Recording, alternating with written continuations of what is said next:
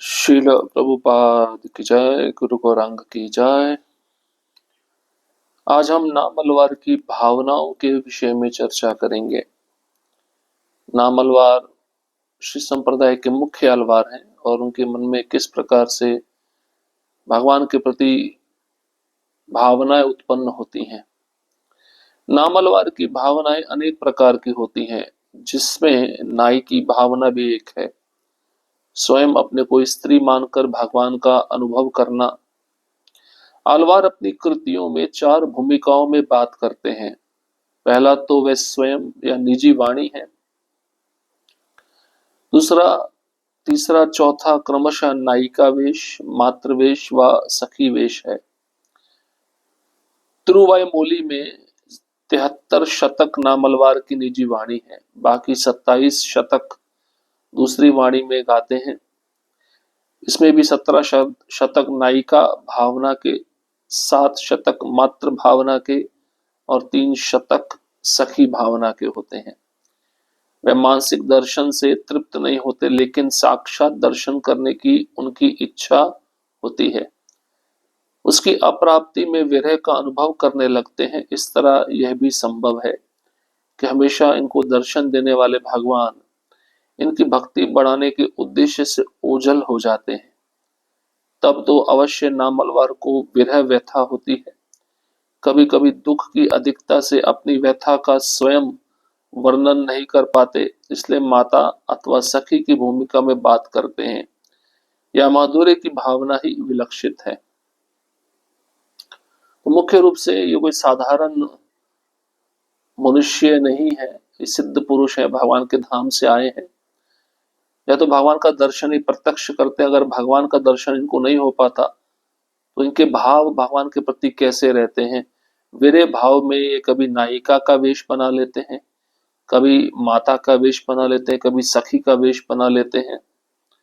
और इन वेश को जब वे धारण करते हैं तो उन भावों के अनुसार वे भगवान के विरह में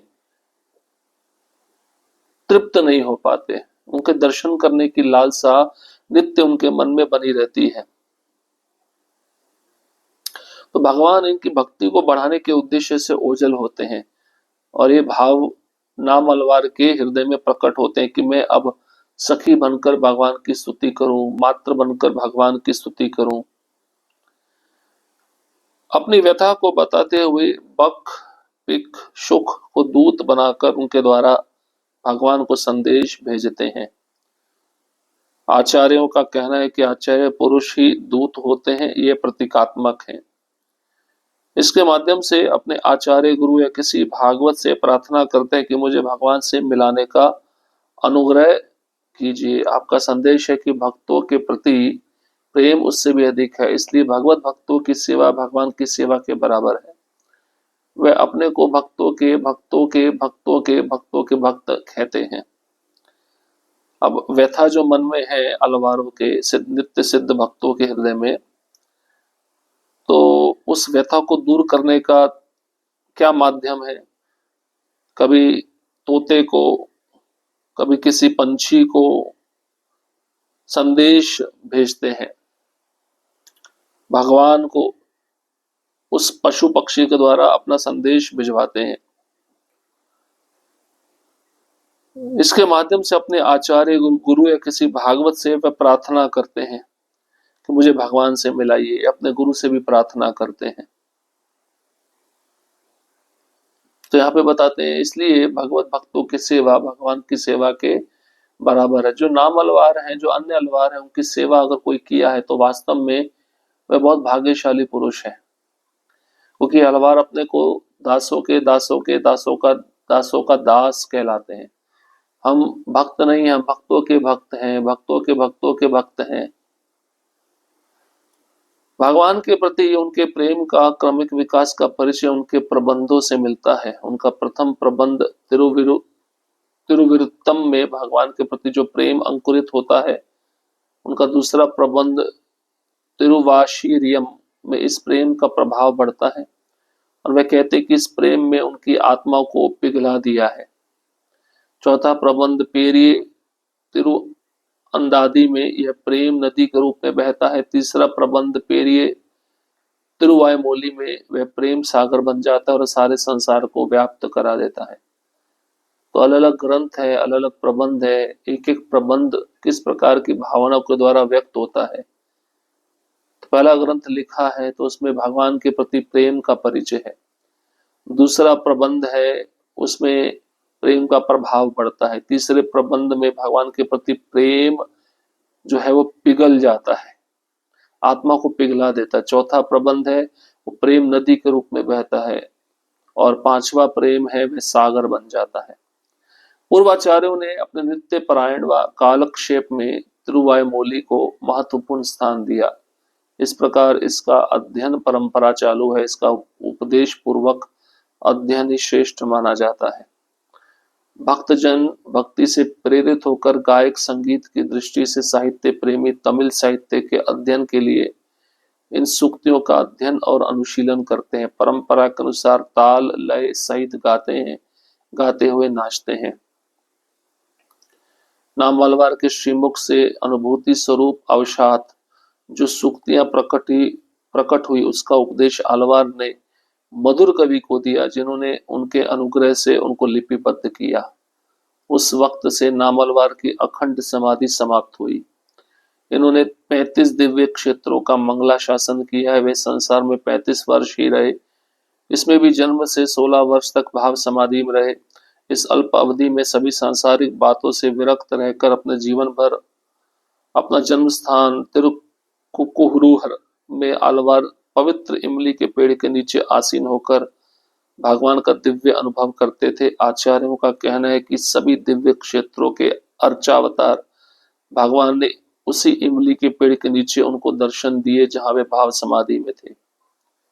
और नामालवार के विषय में संक्षेप में कहते हैं कि मधुर कवि को जो उन्होंने उपदेश दिया तो उस उपदेश को मधुर कवि ने लिपिबद्ध किया और उस वक्त से नामवलवार अखंड समाधि जो थी उनकी समाप्त हुई। 35 क्षेत्रों का मंगला शासन उन्होंने किया। संसार में 35 साल ही नामवलवार रहे। 16 वर्ष तो भाव समाधि में तल्लीन रहे। इस अल्प अवधि में संसार की सारी ग्राम्य वार्ता को छोड़कर जीवन भर उन्होंने अपना जन्म स्थान तिरुकुरुहुर में आलवार पवित्र इमली के पेड़ के नीचे आसीन होकर भगवान का दिव्य अनुभव करते थे। और आचार्यों का कहना है कि सभी दिव्य क्षेत्रों के जो विग्रह हैं भगवान के इसी इमली के पेड़ के नीचे उनको दर्शन दिया करते थे जहां पे वे भाव समाधि में बैठे थे। इनकी गीतियों और सिद्धांतों का सर्वप्रथम भक्तों के बीच प्रचलित करने और उनको व्यापक बनाने का सौभाग्य श्री मधुर कवि को ही मिला, जो इनके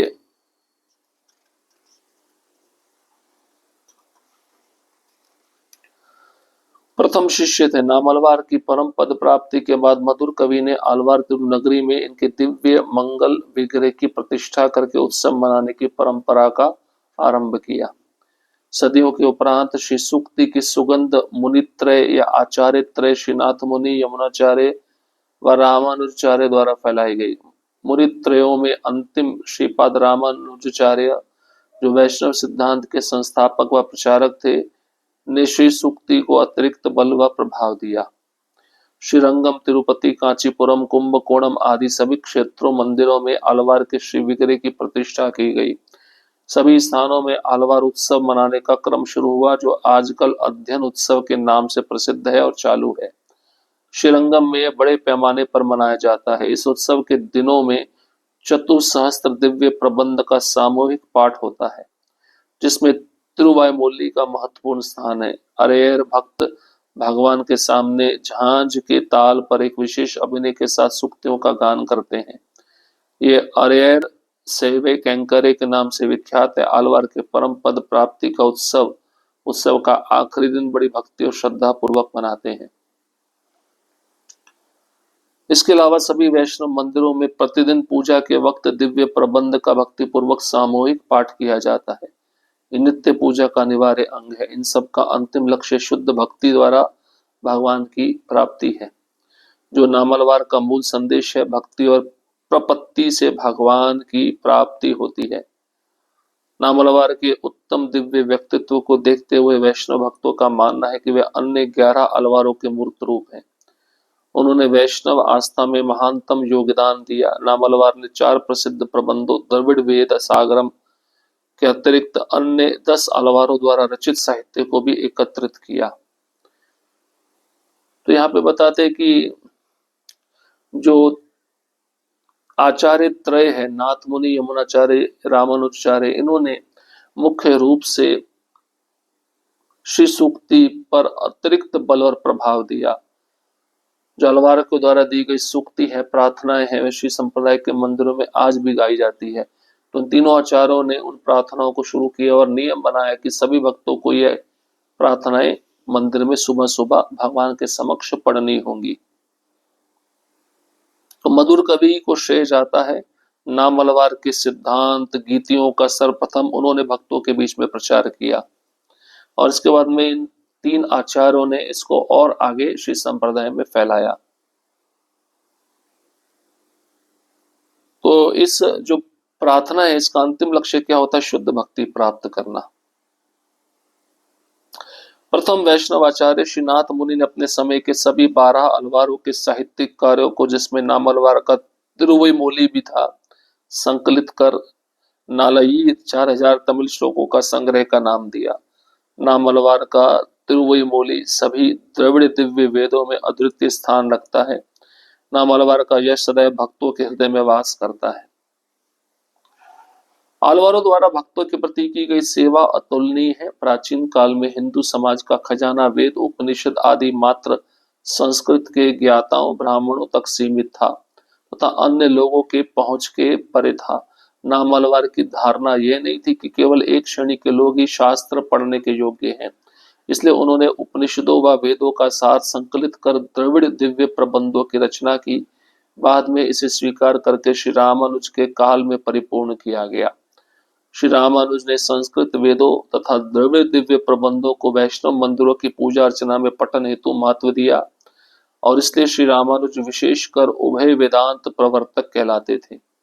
हालांकि सभी 12 अलवार श्रीनाथ मुनि व यमुनाचार्य की समान भाव से उभय वेदांत प्रवर्तक थे। 12 अलवार 12 आदित्यों 12 सूर्यों के समान है, जो आध्यात्मिक जगत में सदैव आलोकित रहते हैं। वे समाज को सदैव आध्यात्मिक शिक्षा की ओर अग्रसर करते हुए बल देते हैं कि प्रत्येक मनुष्य उनकी आध्यात्मिक शिक्षाओं के पथ पर अग्रसर हो। वैष्णव प्रबंध इंगित करते हैं कि जब आलवार श्री रंगनाथ के समक्ष पूजा अर्चना व विभिन्न श्लोकों द्वारा उनका गुणगान करते थे, श्री रंगनाथ उनको बधाई देते थे व वे उनका आशीर्वाद मंगलाशासन प्राप्त करते थे। द्रविड़ प्रबंधों में उल्लिखित है कि जब रामानुजाचार्य को कुछ लंबे समय तक श्रीरंगम से बाहर जाना होता था तो वे गर्भगृह में श्री रंगनाथ के समक्ष खड़े होकर यह उच्चारण करते थे, श्रीमन श्रीरंग श्रीयम अनुपदवम अनुदिनम संवर्धया। श्री रंगनाथ का वैभव दिनों दिन बिना किसी व्यवधान के बढ़ता रहे, यह एक सच्ची व प्रेममयी कामना है। तो 12 अलवार 12 आदित्यों के समान है, जो सदैव आकाश में आलोकित होते रहते हैं, चमकते रहते हैं, समाज को सदैव आध्यात्मिक शिक्षा प्रदान करते हैं और उनका बल यही है कि प्रत्येक मनुष्य आध्यात्मिक संस्कृति को स्वीकार करे। तो वैष्णव प्रबंध में ये भी लिखा गया, जब आलवार श्री रंगनाथ भगवान के समक्ष पूजा अर्चना व विभिन्न श्लोकों द्वारा उनका गुणगान करते थे तो रंगनाथ भगवान को बधाई देते थे और वे उनका आशीर्वाद प्राप्त करते थे। तो द्रविड़ प्रबंधों में यह भी लिखा है, रामानुजाचार्य जब कुछ लंबे समय तक श्रीरंगम से बाहर जाते थे तो जाने से पहले रामानुजाचार्य गर्भगृह में रंगनाथ भगवान के समक्ष खड़े होकर ये प्रार्थना करते थे, रंगनाथ भगवान का वैभव दिनों दिन बिना किसी रुकावट के बढ़ता रहे। तो इस प्रकार से नामलवार के द्वारा ये भावनाएं व्यक्त की गई हैं और स्तुति पद्य अनेक आचार्यों ने नामलवार के विषय में अलग अलग भावों को भी प्रस्तुत किया है। तो यहाँ पे नामलवार का जो संक्षिप्त परिचय था वो समाप्त होता है। हरे कृष्ण कृष्ण कृष्ण हरे हरे। हरे राम राम राम हरे हरे। शिल प्रभुपाद की जय, गुरु गौरांग की जय।